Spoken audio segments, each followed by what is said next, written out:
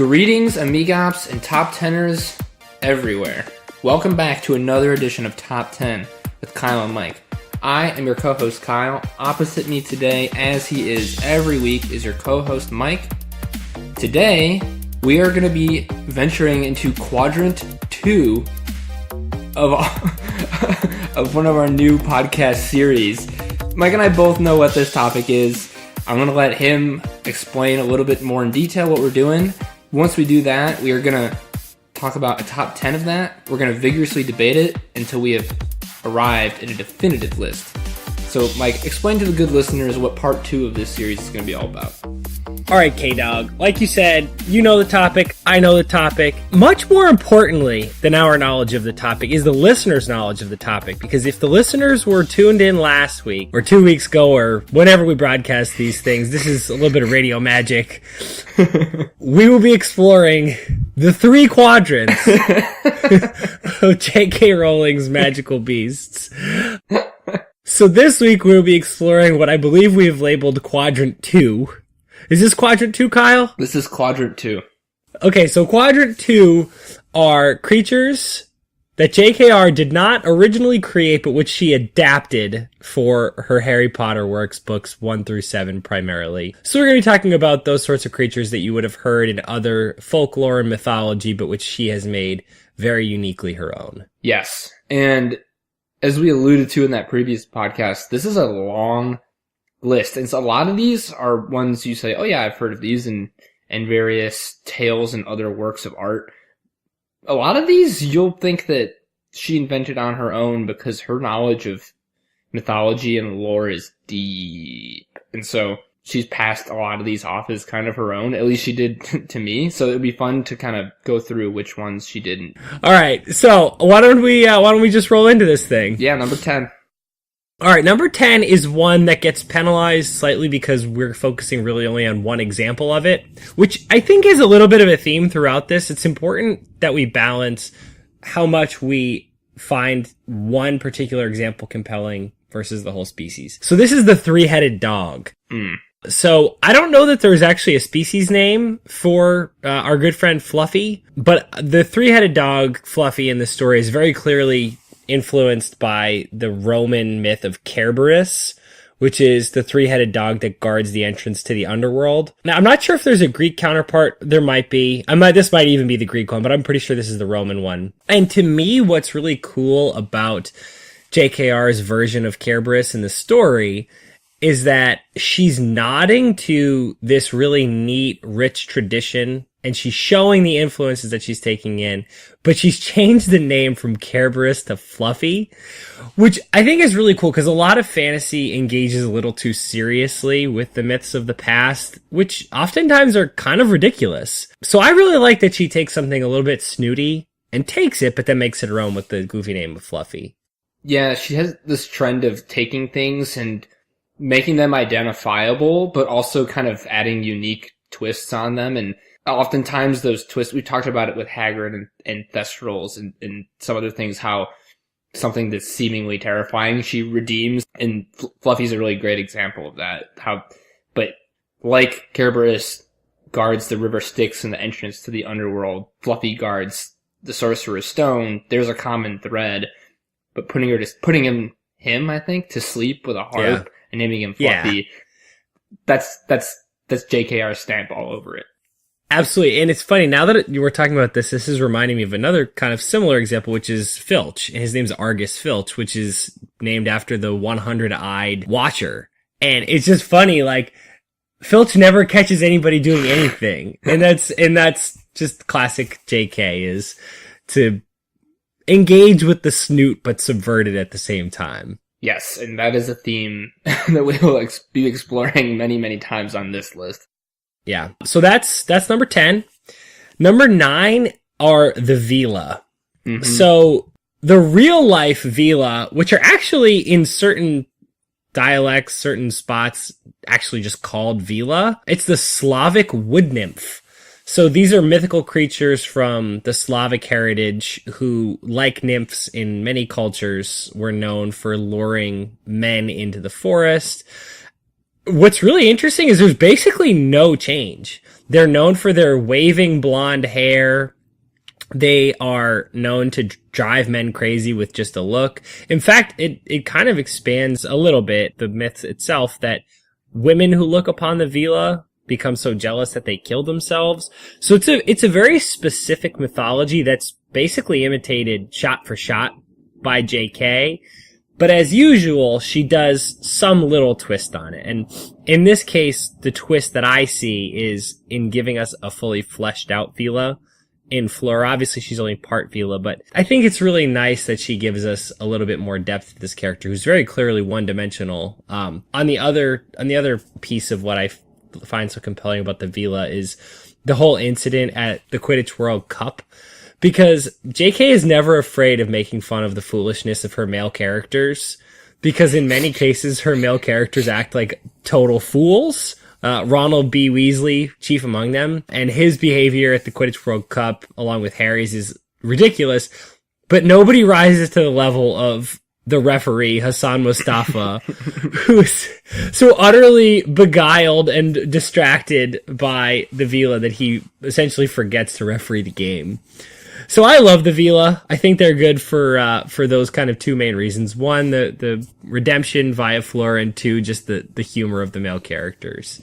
Yeah, it's classic JK, but like the Vila in the books are slightly more like it's humorous, like the referee stopping the game and like twirling his mustache, and Harry and Ron like googly eyes. Whereas in the mythology, it's definitely more sinister. Like she lures in men with the intention of killing them. And then another part of the mythology that she carried over is that when they're angry, or I guess in mythology, when they reveal themselves, they're basically bird creatures. And if you remember, there's something that upsets them. Maybe it's like a fowl or a rogue bludger at the Quidditch World Cup, and they turn into like these scaly bird creatures, which I think is cool. Yeah. I think it's interesting that like the lesser known the mythology is, the less she, I think, feels the need to tinker with it, because the Vila are pretty much pulled right from admittedly like really obscure mythology. This is one that I thought she had made up on her own.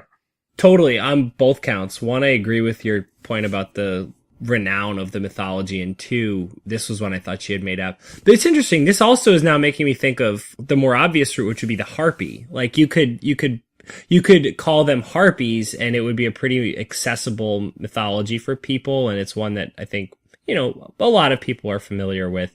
But to make it Vila, I think the cynical interpretation would be that it's a way of sort of avoiding that initial level of scrutiny and hoping that people think you made it up yourself. But with the background we have on JK, that doesn't seem likely. It seems much more likely that she's trying to allow you to develop a first-hand relationship with this creature, and then afterwards recognize the depth of it. Because I think not calling them something like a Harpy allows you to engage with the creatures, learn about them from the story, and then compare them to the actual myth. I think if I had to hazard a guess, I would say that she did some research into Bulgarian mythology and really liked this version of it. Yeah, that is probably more likely the direct cause, but I think that I think she also is conscientious in these stories of not forcing you to bring too much baggage, but I think you're probably right in this case. I think it's probably somewhere in between. Yeah. Yes. Alright, so that brings us to number 8, the unicorn. Mm-hmm. So, my focus, as you can tell, is I was trying to find what's the real life, mythology, and then what are some of the changes that she made to these ones. Mm-hmm. So, the unicorn, and I had forgotten about this, I think I'd learned this in school, but the unicorn in a lot of mythological systems can only be captured by a virgin. And so, in some mythological systems, they would hunt unicorns by sending virgins into the woods to lure the unicorns and then killing them. But interestingly, there doesn't seem to be this same theme that we get from the Harry Potter series, that slaying a unicorn is this great misdeed. In fact, a lot of the mythology that I was turning up in my research was talking about how unicorns are very mischievous and haughty and proud, and they're not viewed the same way that they are in the Harry Potter story. So I think it was a really interesting decision for her to take what is a very well-known creature. In fact, a creature that does have a lot of that baggage we were talking about, and introduce it in the first book of her series with such a major change. But what I think is so cool is it very quickly sets the stage for the things that Voldemort is willing to do to cling to life. Because we learn very early that drinking the blood of unicorn curses you to a half-life, a cursed life, which is obviously a long way from the Horcrux stuff we get later. But it primes you for this whole storyline. Yeah, I think it's fitting that really the only time we get a serious look at the unicorn is in the first book. I think probably very intentionally because she's kind of turned the unicorn into a symbol of innocence. And that's kind of what Harry is at this point in the book. I think that's probably intentional. Yeah. But I think what's cool is that she's like expanded the unicorn's uses in the wizarding world, like unicorn hair in wands. And then I in Half-Blood Prince, I love when like Slughorn is there for Aragog's funeral and sees all the unicorn hair like trussed up in Hagrid's hut like it's just wire, and like he freaks out because the unicorn hair is so valuable. Yeah. Like the level of mythological respect they have even in the wizarding world is really neat. Yeah, I totally agree. And I think it harkens back to that conversation we had on the last episode talking about what the hell is going on in the Dark Forest. I think that the presence of at least a couple unicorns, because I believe, if I'm remembering correctly, in the first one, there's reference to unicorns being killed, and then there's the one we find. So there's at least a couple. There's a lot of shit running around in that forest. Yes. Well, and the fact that he has like a whole like swath of unicorn hair when a single strand is considered very valuable, like it kind of alludes to the number, like maybe a herd of unicorns. Yeah. Yeah, I like that at 8. All right, so that's number 8, which means we're going to do number 7. That's right. See, I got you there. I'm back on my cues. It's glad to see you back on the old horse, on the old unicorn, Mike. I am back on the old unicorn. So number 7, I don't like that at all. On the back of the unicorn. On the back of the unicorn. Number 7 are the Mer people. Yes. So the Mer people are interesting because I don't know the degree to which JK has actually changed the mythology of the Mer person, but the on-screen interpretation of the Mer people is probably the most lasting image that I and most of us have from the series. And I love how different they are. Now, as I said, in the book, their description is not quite as clear from a physical standpoint. There's definitely reference to green hair, and I think the teeth, if I remember correctly, are described as being like very sharp. Mm-hmm. But it's not clear that they're quite as fishy as they are in the movie. I like both decisions. I like sort of leaving them a little bit blanker and leaving your brain to do a little bit of the work on their actual physical characteristics. And I also like having them be a little more bestial than we picture them. So there's not a ton to the Mer people from the point of view of magical abilities or anything like that, but they do a few nice things. One is to expand the world of the lake. 2 is to show us what makes Dumbledore such a great statesman in showing that he speaks this incredibly difficult to speak language. And I think 3, the final thing, is it points to the communities that exist outside of the wizarding community. Like, there are really robust and full communities, both of humanoids like Mer people and things that we would more broadly classify as beasts. No, absolutely. I think my favorite thing about the Mer people, or one of my favorite bits of them in the book, is at the end of Half-Blood Prince at Dumbledore's funeral. Yes. I think they have like a song or whatever that they describe as being, really beautiful. And I don't know, I really, really like the imagery of like, it's less that because the conventional idea of a visualization of a mermaid, that it's strictly humanoid upper half with like a really exaggerated fishtail. 13th year type situation. Exactly. Or maybe even the Little Mermaid. Yeah. Like, it makes it feel like too human. Like, it's just a slight variation on human, and this is like very, very separate from human, which I love. It makes me think of the fish guy from The Shape of Water. I know not that many people saw that movie, but like, I love that image, and like, that's kind of how I picture mer people when I think about them. Do you think Moaning Myrtle has human ghost encounters with the fish people down there, a la Shape of Water? It wouldn't surprise me. It wouldn't. Yeah, she definitely exhibits human interest. Yes. Yeah. In spite of the fact that she's a ghost. Yeah. And if The Shape of Water is any indication, those mer people are excellent lovers. It seems that way. Yeah. But the last thing is just, I like the idea that like that image, that like a very humanized image of a mer person could still come about. Like there's a dilution of what they actually look like when someone's seen a mer person and then they try to describe it, and like that's what comes out, and so you have this like weird idea in your head of what they look like, and then they don't. That's a really great point. It's sort of like the conversation we've had about that Batman show, the like short movie where the kids are all describing what they saw, and if you just take their description, if you were just to quite literally listen to their words and then draw out what they said, all would actually make pretty good sense. And if somebody were to try to describe what these sort of beastly creatures look like, the most accessible definition would probably be something like a person with a tail. Right, like a person that could swim really fast and like had some scales but had arms and like a head, you know? Like, yeah. I don't know. I like it. And they're like a super reclusive race. Like, it's not like every wizard has encountered a mer person. Well, I'm glad you brought that back up, because I think it brings us to one other point, which is related to the Dumbledore point I made earlier, but it's a good show of how important it is to build consensus and build friendships across race, across time, across place in the Harry Potter universe, because Dumbledore gains a lot of information, a lot of companionship from the mer people.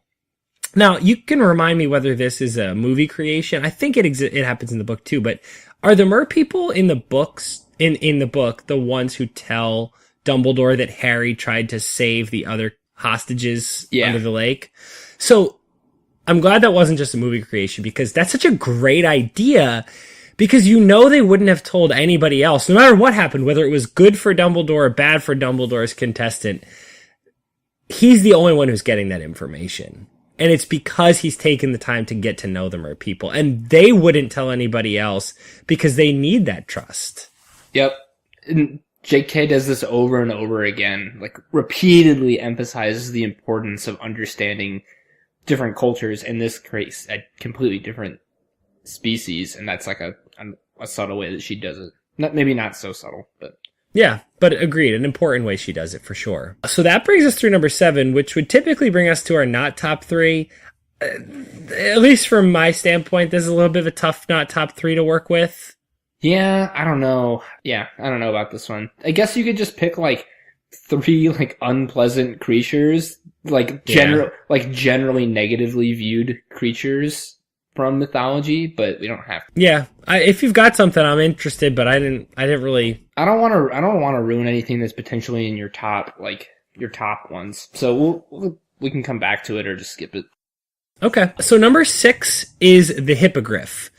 So the Hippogriff suffers, in my view, a little bit from this issue of we basically meet one, get to know him quite well, but we don't really have a lot of exposure to what the Hippogriff is more broadly in the Harry Potter universe.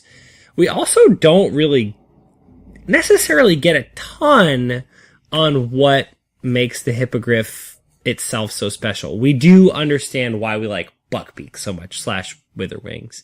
We get to know why we like that particular one. But I think that the Hippogriff still deserves a high spot for 2 main reasons.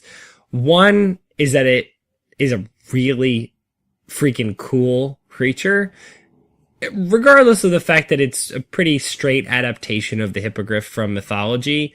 It's still pretty darn cool, and I'm glad it got included. And 2 is that Buckbeak represents so much in his short time in this series. He helps demonstrate Hagrid's boundless love for all creatures. Kind of serves as a parallel for Hagrid in being a misunderstood creature, the same way a lot of these creatures stand kind of in Hagrid's place, but also is a really cool bridge between Harry and Sirius. I think that's one of my favorite chapters in this series is seeing Buckbeak transition from Harry's friend to Sirius's friend, and seeing them share that bond is pretty cool. Oh, absolutely. It is kind of like an inflection point in Prisoner of Azkaban. I think one of my favorite thing about the Hippogriff is that, and tell me if in your research you found that this is not a JKR thing, but I think the key thing about Hippogriffs is the way that you have to earn their respect, the way that you make eye contact and you bow, and if the Hippogriff deems you worthy, it'll bend its knee, basically give you permission. Like, it sees you as an equal. I think it's another really important lesson in respect for different creatures. Mm-hmm. And I also think that it just, like, is another one of these subtle, like, reinforcing points in the series where if you just, like, kind of looked at the numbers on Harry, he's not necessarily always super impressive, but there are these subtle things that, like, separate him from the pack. One is, like, the way that he's immediately accepted by Buckbeak. There's a lot of other small things, like the sort of Gryffindor stuff and the Patronus and, like, a lot of different things, but this is a really early one. It's like a quick thing that sets Harry apart, and I know a lot of people don't love this scene and, like, think it's kind of tacky, but the flying over the lake in Prisoner of Azkaban movie is, I think, like, for me, one of the very best scenes in all of those movies, because it's like the first really amazing, like, panning wide shot of the Hogwarts grounds, and to me, it perfectly captures, like, the feeling of belonging to this incredible, like, wide open, vast world of magic. Yeah. Buckbeak's on the cover of Prisoner of Azkaban. I just think, and most people don't know that a hippogriff is something that JK didn't invent herself. So the hippogriff has a very special place in my heart for all of those reasons. Yeah. I think it's incredible. I totally agree with your take on that scene. I've heard people make fun of it. I'm not in the make fun of it camp. I think it's a great scene. I think you're right. It expands what magic can be. I think it's the I love magic scene, but done well. Like, I think it's that same idea. You see him, you're like, wow, I love magic. This is what it can give us in a really cool way. So I'm totally with you on that. And I also think, importantly, that was when they totally redid what the grounds look like. Yep. And you're right. That's one of our first looks at what the new grounds look like. But I think you raise a really good point about the respect thing. I think you're right. I didn't see that elsewhere, and I neglected to say that. So that's a really important point, that she added this feature about respecting the hippogriff and having to earn the ability to fly on it. And I think the really obvious parallel is between Harry and a young Tom Riddle. I just rewatched the first movie, and the differences between his acceptance of his letter and the Tom Riddle acceptance of his letter to Hogwarts is so stark. And I think that this is a great example. Were Tom Riddle in Hagrid's class being told to bow to a hippogriff, he would never.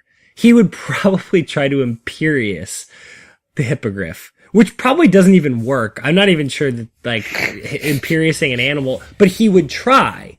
And it's so deeply indicative of what makes Harry so special when compared to wizards who are much more traditionally powerful than him. And that's his true strength. That's the whole reason behind this whole series of books. And yeah, the fact that the hippogriff is emblematic of that, I think, it's a strong case for it. But anyways. Absolutely. So number five is the basilisk. Mm-hmm. So the basilisk is in kind of our world's mythology, very similar to the origins of the basilisk in the Harry Potter story, which is that it's a rooster egg hatched under a toad. And I think if I remember correctly, the cockatrice is a toad hatched under a rooster, but they end up being kind of similar creatures. The biggest changes that JKR made were to make the basilisk quite a bit larger, and then the movies made that basilisk quite a bit larger again. Because if my reading of Chamber of Secrets is accurate, the basilisk that we meet in the book is like a really, really large. It's obviously it's sort of this serpent-like creature. It's not just a straight snake. But if I were to estimate, I would say it was certainly no wider across than my torso. Well, don't forget, Mike, that it's navigating the castle in pipes, and like, right, there are a lot of big pipes. I'm sure there's a lot of shit. Yes, but like if you really think about it, the size of the basilisk in the movie, like what pipe is that thing getting through? You know? It's like one of those precast concrete tubes, perhaps. Right. So so those are like the big changes that get made from our real world mythology to her book to the movie is it got very much larger. But the other thing, the more important change is that it can be controlled by a parcel mouth, which is the defining characteristic of the basilisk that we meet in the book and then in the movie. I don't know. This one feels like it's kind of I can talk my way around it a lot of ways, but really it's two things. One, it's a really cool, enormous snake. Two, it's associated with Voldemort in a really cool way. Like, I don't know. That's the sales pitch. We could talk more about it, but that's them's the bullet points. No, like, there's just an undeniable coolness about it. And it's one of the series' best just monsters. Like, yeah, there's something cool about monster stories. And like, this is a lurking, evil, kill you with a look monster. It's scary. I don't know. I think this is another one that like I didn't really have much of a notion of beforehand. Mm-hmm. So to have, and that's true also in this world. Like Hermione has to explain like the mythology of the basilisk to Ron and Harry alike. I don't know. And the fact that like our exposure to the basilisk is different than many of these other creatures, and that we see and hear its effects for an entire book before it's revealed to us what's actually going on. And so there's a sense of satisfaction in knowing that. Mm-hmm. People like to kind of, I know, like when people say that Chamber of Secrets is the worst book, it's like saying, it's the worst of 7 incredible books. But I as a kid, Chamber of Secrets was always my favorite, and like a big same, part of it, absolutely the same. I've heard this movement, but I agree it was my favorite growing up too. It's not my favorite any longer, but at the time it was because I think in large part because of the coolness of the basilisk. It's just awesome. Yeah, agreed. Some things just are. Yeah, the basilisk is one of those, I think. Yeah. In a similar vein, number 4 is a great adaptation of something that is undeniably cool and done in a pretty undeniably cool way. And that's the dragon. Mm-hmm. So she takes sort of the Western rendering of the dragon generally as her inspiration, the 4 legs and the wings type situation. The movies alter that ever so slightly in that the wings kind of take over for the second set of legs, I believe, that they're kind of more directly winged creatures. Whereas in the books, I believe they're described as that really sort of like traditional Welsh dragon with like 4 legs and then wings. To me, the cool stuff about the dragons are that we really get to know a couple of them. Obviously, we get to know Norbert/Norberta really well. In one of the underrated, because it didn't make the movies, little secret missions of the whole series, like that to me is the whole get Norbert to Romania mission in Sorcerer's Stone. That's a pretty cool little look at what happens after hours at Hogwarts. So that's a really cool plot line that I really enjoyed. We also get to know the Ukrainian Iron Belly quite well. It's obviously a short relationship that we have with it, but we see a lot about the cruelty that it's subjected to, and I think through that learn a good deal about it. Also, just if you can cast your mind back to when these books were coming out, that was the dragon illustration that launched a million discussions, because it's like, what the hell is this dragon? Why are its eyes all milky and white? And like, what's going on? Ended up being a relatively minor plot point, but speaks to the cachet of the dragon, generally speaking, that it caused such a ruckus. Dragons are another creature that are just cool. If a dragon shows up, you're gonna pay attention.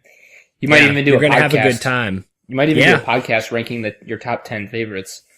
It's possible.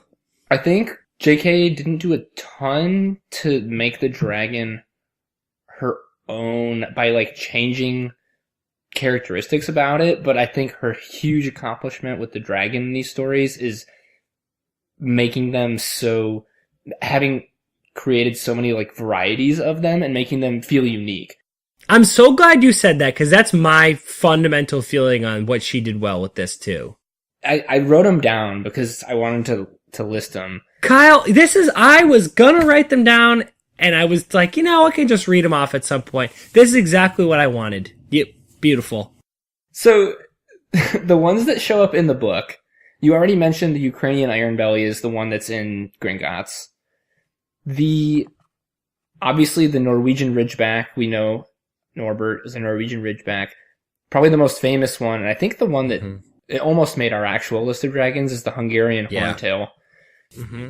I believe the other two dragons that were in the Triwizard tournament are the Chinese Fireball and the common Welsh Green. And the Swedish Short Snout.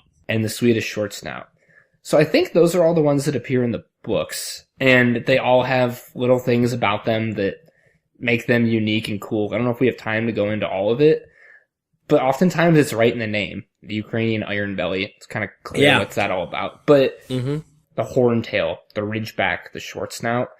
Yeah. It's really cool that they're so locally focused. Every single one of them has a geographic location attached to it, which I think is really neat. And some more that appear in the Fantastic Beasts book, but I don't think show up in the books at all. The Antipodian Opali. The Hebridean Black. Yep. The Peruvian Viper Tooth. Yeah, that just sounds awesome. Very cool. And the Romanian Longhorn. Like, it's just cool. Totally. I think it's really cool because it's sort of this indexing tendency, like this desire to put them all together in one place. It's just cool to have a list because realistically, there probably is a North American unicorn versus a South American unicorn versus this unicorn. Like, there probably are those things, but the taxonomy of the dragon is so much greater, and it's really cool because I think it points to that system likely existing for all these other creatures too. Yeah, exactly. And you only see it spelled out in the case of dragons because it was kind of a necessity for the story. But exactly. Yeah. No, I hear you. Yeah. So that brings us through number 4. So I think this might be a situation also where we might want to leave the honorable mentions to the end. Yeah, because we'll see how things shake out exactly. All right. So number 3, one that you and I were both quite convinced JK had made up, the Boggart. Yes. So really cool. I found out just today that origin of the term Boggart is closely related to the origin of the boogeyman. Yeah. As well as the Boggle, which appears in Chronicles of Narnia. So that's just pretty cool. Yeah. But this is perhaps the most JK shift of all, which is that I think this is Welsh mythology primarily, but I think it's a lot of the British Isles. She's taken a creature that has a concrete form, and the concrete form is basically to just be kind of a somewhere ranging from a rascal who messes with your stuff to like somebody who really hurts you, but like comes into your room at night and tickles your feet and or kills you at night. So she takes something that's concrete that people are fearing, and then she writes this whole sort of mythology about how, no, this boogeyman doesn't actually have a shape. It's just you projecting your fears onto this thing. And that's what quite a bit of this story is about. And it's really elegant in that she introduces it in the book that is most explicitly about fear. Yeah, no, and it's another, like the Hippogriff, it's another place in the same book where we start to see what makes Harry so special. The fact that he fears fear itself above all things. Lupin spells it straight out. Like, that's impressive for a kid. What is he, 13 at the time? I think what I love so much about this interpretation of the Boggart is that, like, you said it, like, it's the boogeyman, it's a boggle.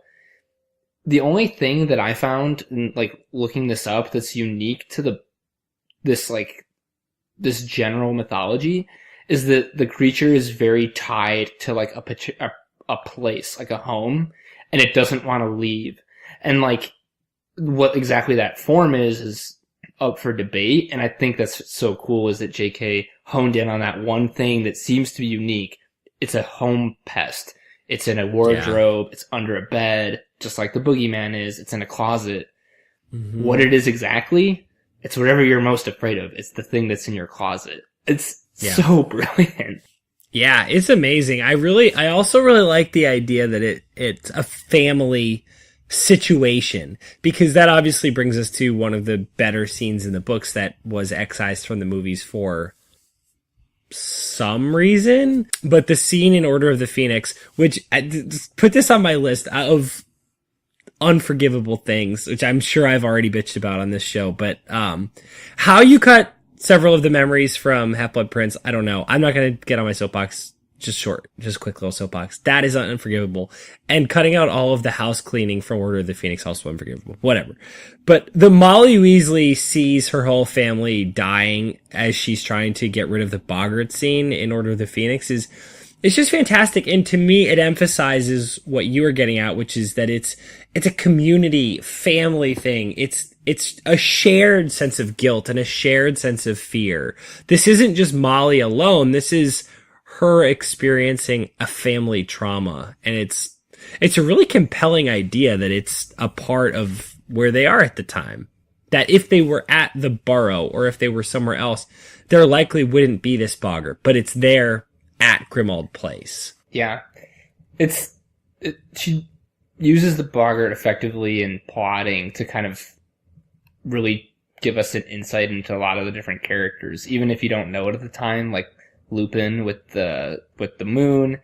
And it's also a clever bit of foreshadowing, like with Ron with the spider.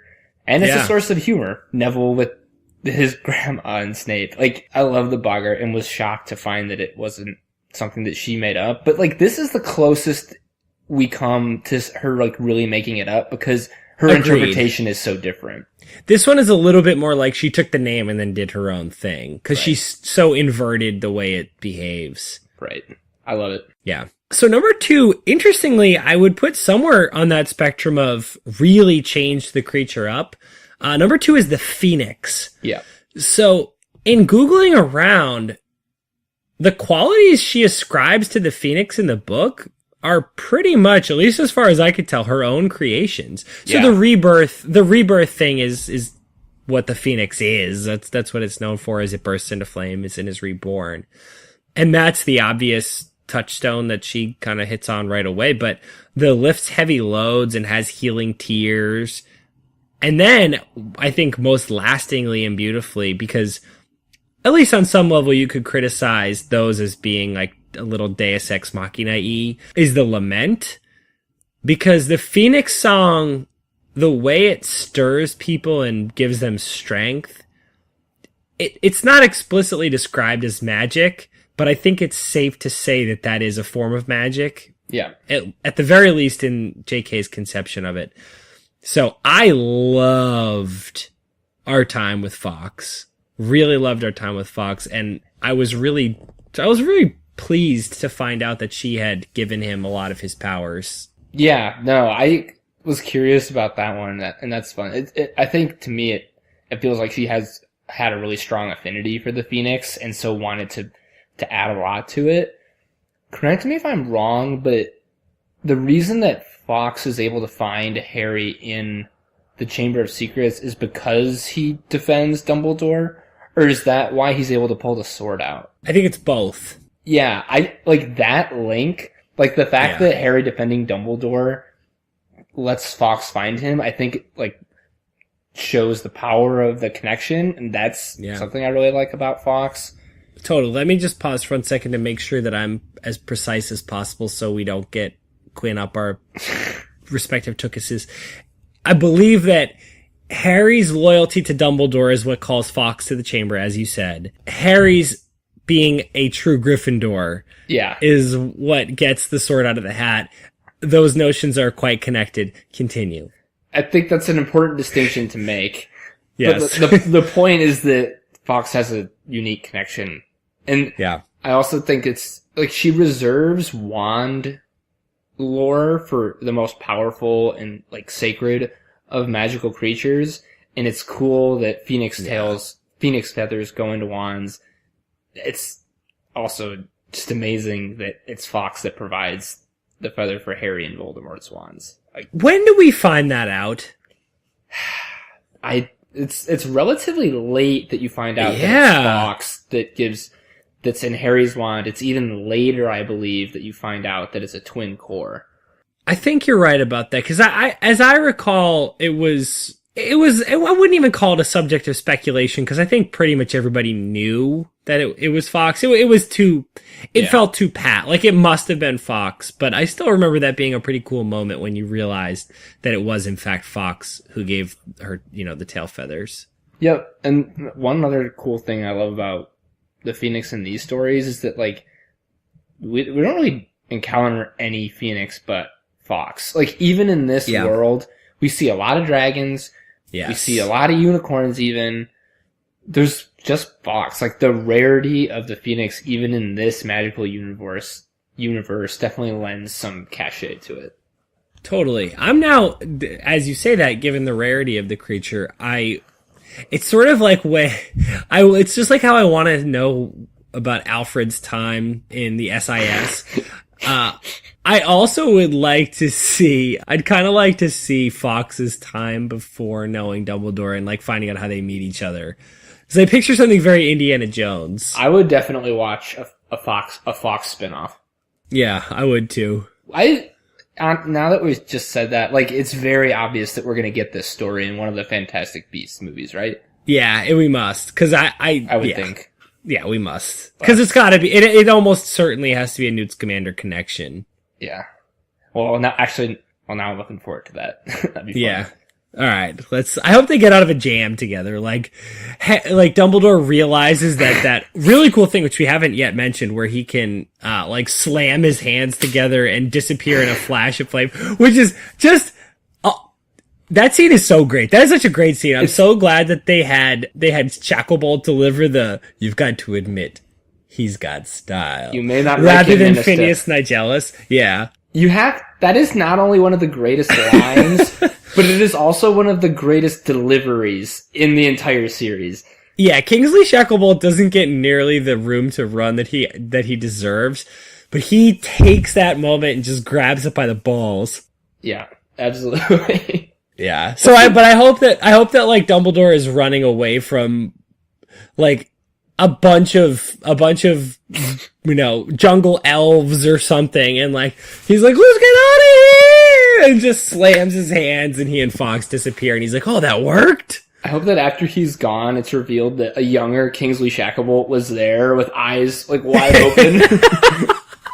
Oh, that would be so great. He's like on vacation with his family and he's got like his camera up and it's just like the kid who's like, something amazing, I guess. His jaw just drops and he slowly takes his sunglasses off.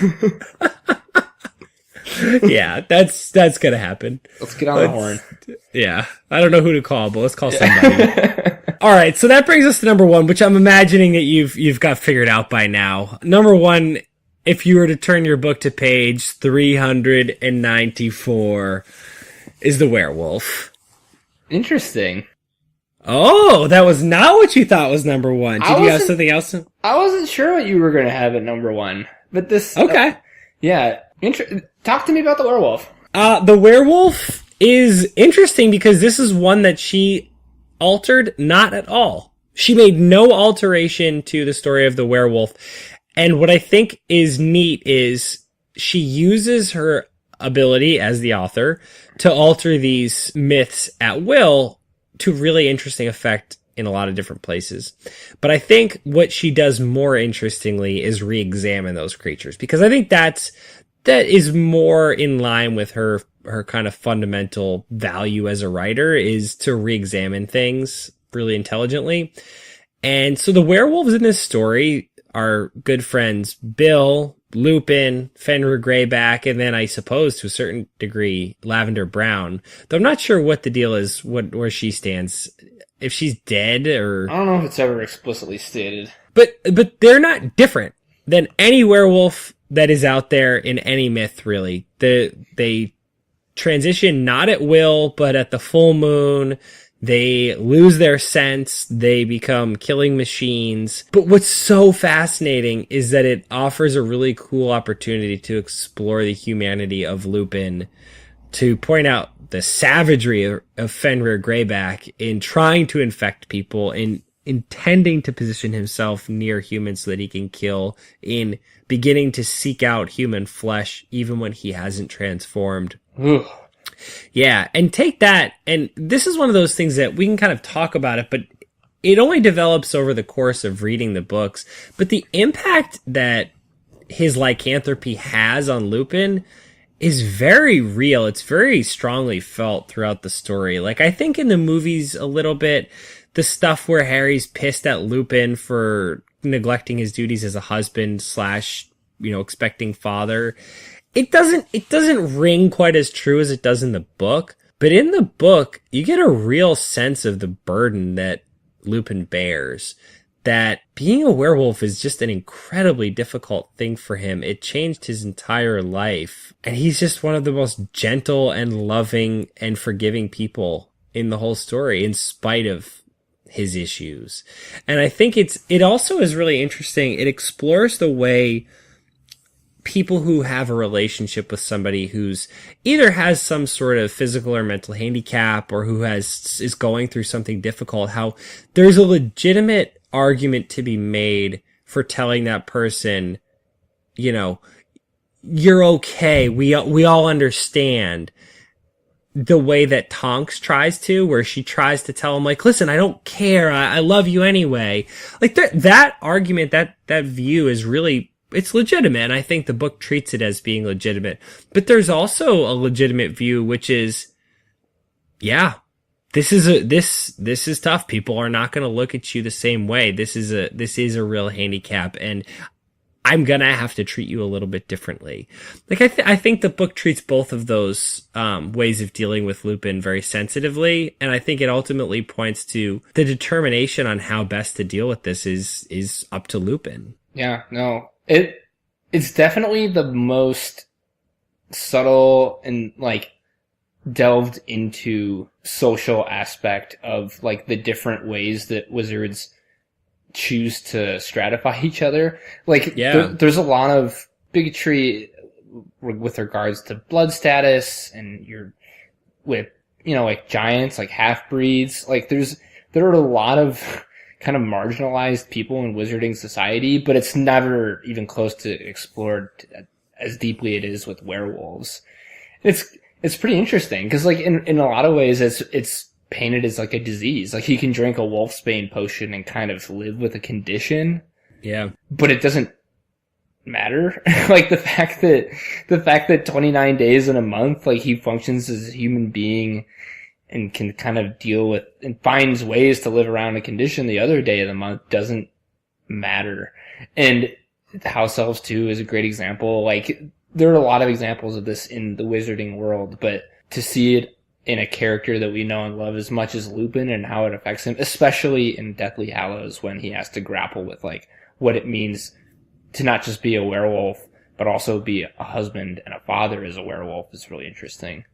Yeah.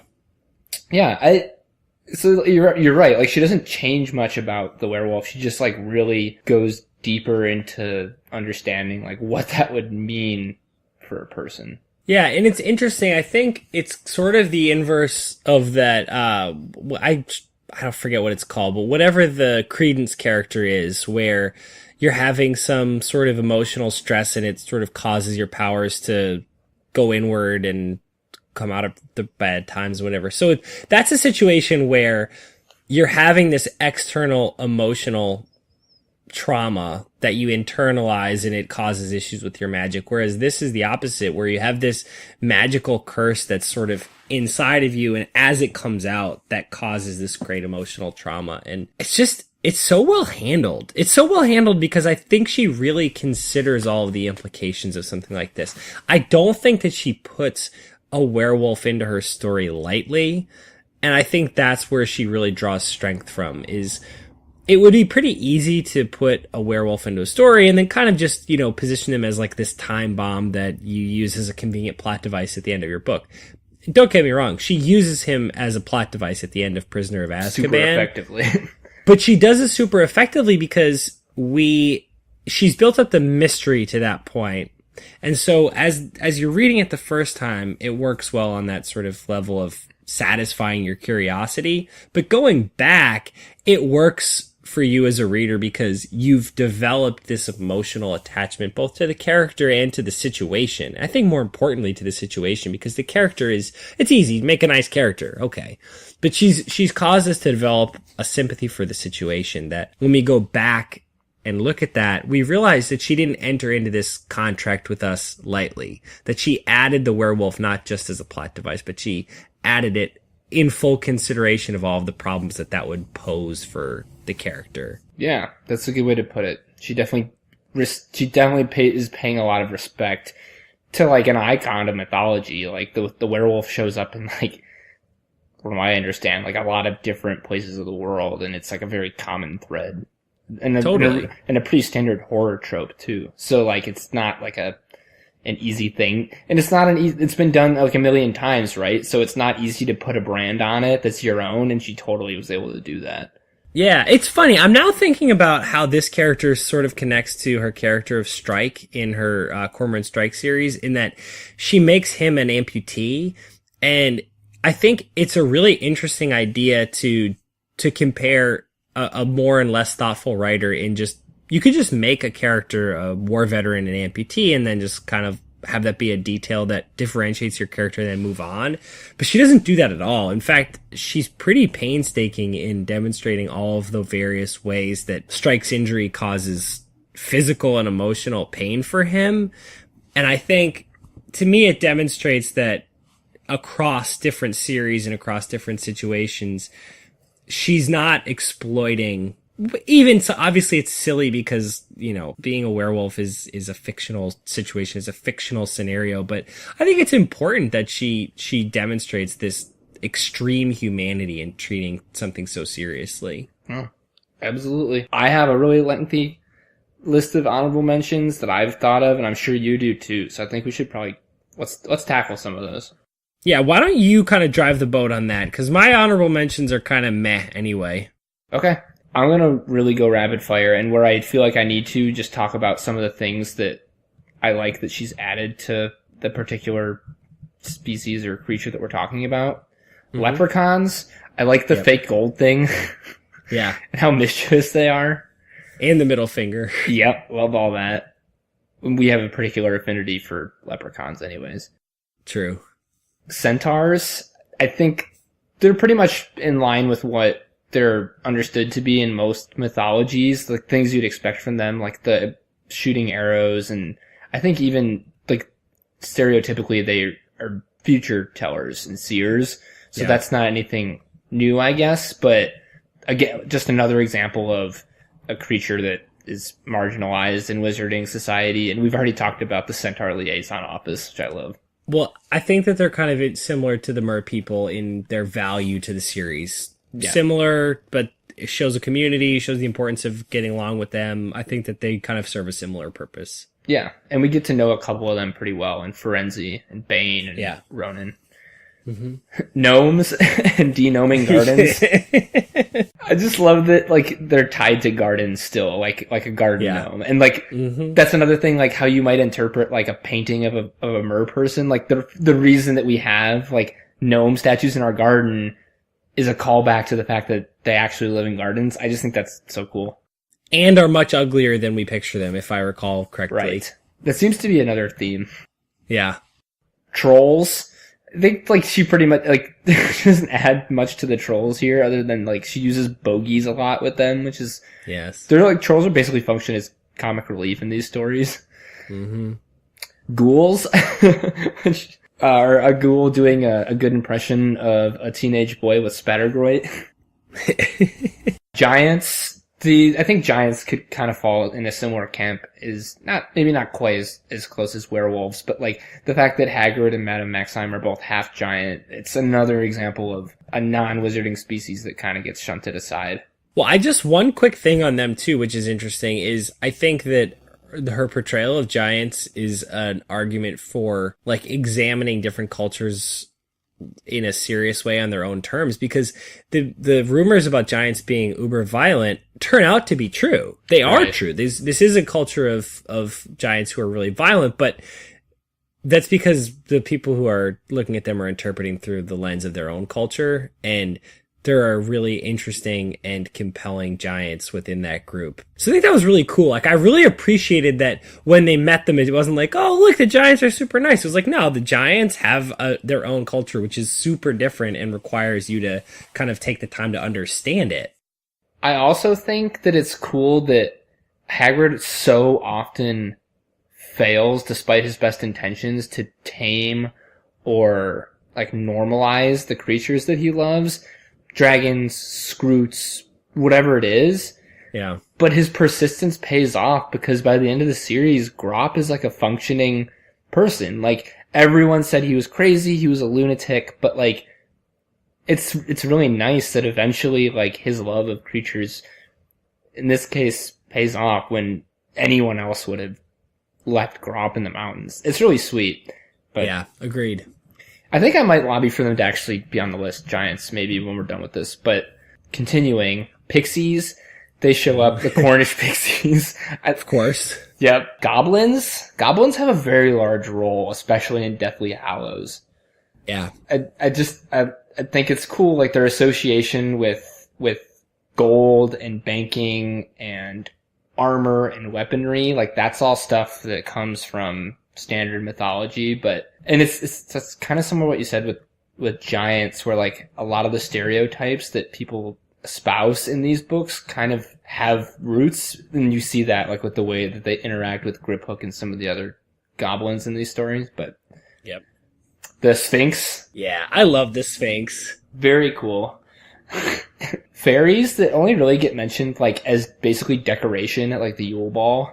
The picture of the hairy fairy is great. Yes, that is very good. I have a strong mental image of that chapter art. Yep, for sure. They never actually encounter a physical one, but the griffin being the house crest for Gryffindor. Mm-hmm. These ones are all ones that I thought that she had invented, but she had not. So, Grindylows. Yeah. If this list wasn't so stacked, I would probably want them on the list. I think just for Zaglindylows.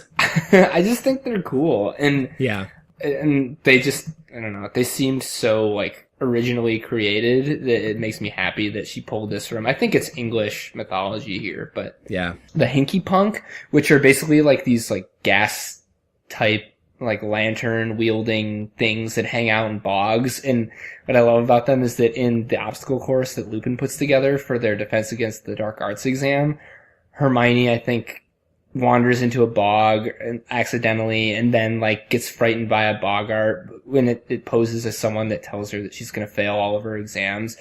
Like, it's just that it's fun to remember that. The Kappa, which is another one that Lupin tells him about. It's a water demon that basically looks like a scaly monkey, which is Japanese in origin. I think it's so cool. Oh, cool. Yep.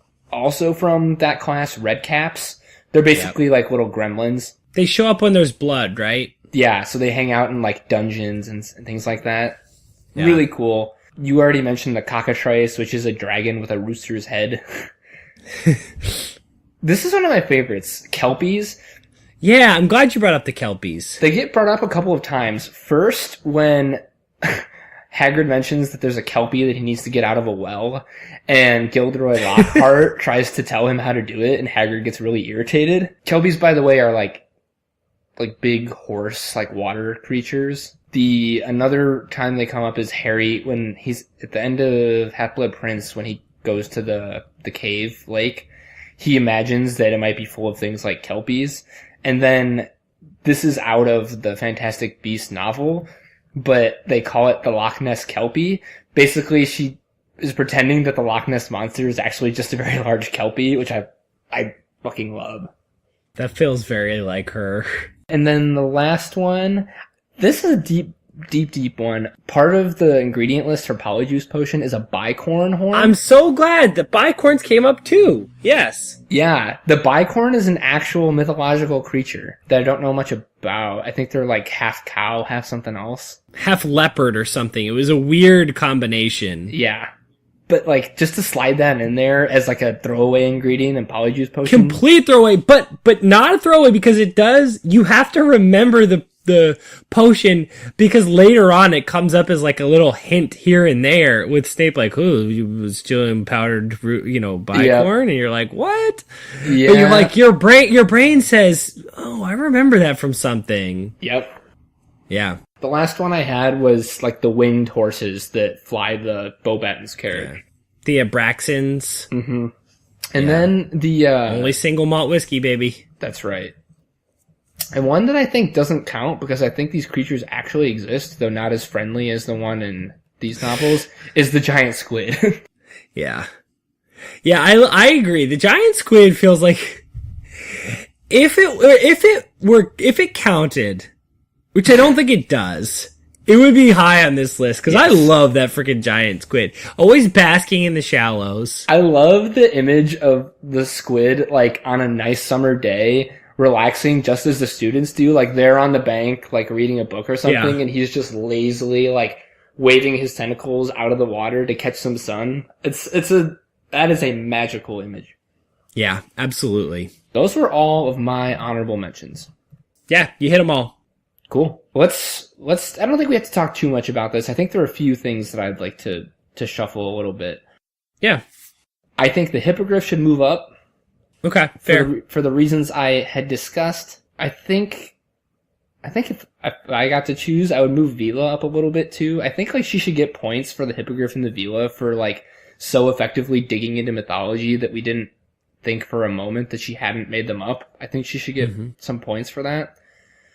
As far as, like, ones, the only one I'd really want seriously discussed being on here are giants, because I think she provides, like, a pretty well, she does a good job of making them her own. I don't know exactly what I would take off to put giants on here. I might consider just swapping them in for merpeople, because I think like we said, there's a couple of different species that serve somewhat similar roles. Yeah, but I don't want to take merpeople off, because I think that the way that they differ from our popular imagination of them is important. We can leave giants as a really strong number 11. Okay. Yeah, I think if I had to, I think I would move Phoenix up to number 1, because I think, like, she definitely has an affinity for that particular animal. Although obviously, like, the exploration of that is not as subtle as the werewolf. I think the werewolf also, like, it's not that it doesn't count. I think it absolutely counts. But, like, that so much of what we love about the werewolf is the human aspects of it.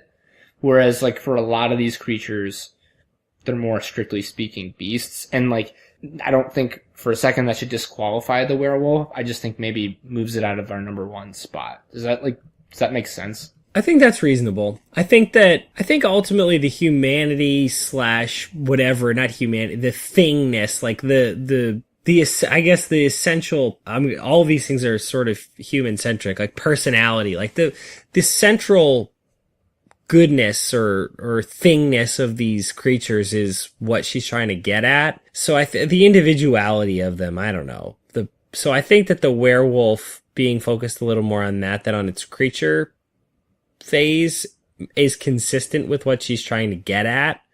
But I think you're probably right. On a strictly creature-oriented list, I think it probably suffers slightly for that. But I would still feel good at number 2. Yeah, I think that's fair. I think I would go Phoenix, then Werewolf, then Bogart.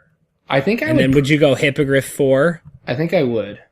Okay. And then how do you feel about doing a quick little classic creatures, Dragon, Basilisk, 5, 6, then hitting Vila? Yes, I like that. And then that would put our bottom 3 as merpeople, unicorns, and 3-headed dogs. I think that feels like a good mix of location. Like I think that's a good setup for this.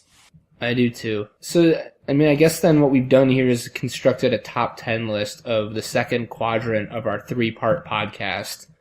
It feels like we're 66.7% through our quadrants. You're losing me with the math. I thought I was keeping up with the quadrants, so if we could just take it a little slow, that'd be great. All right, so we've done 2 of the 3 quadrants, I suppose. Is Okay. What one might say. Okay, yeah. Yes. Do you want to recap them, and then we'll get the fuck out of here? I'll recap. Okay. All right. At number 10, the 3-headed dog, which, strictly speaking, we're not quite sure is a species. It may just be some weird hybrid. The 3-headed dog. Number 9, the purest and most innocent of creatures, the unicorn. Number 8, those scaly bastards, the mer people. Number 7, those beautiful bastards, the vila. Number 6, the basilisk.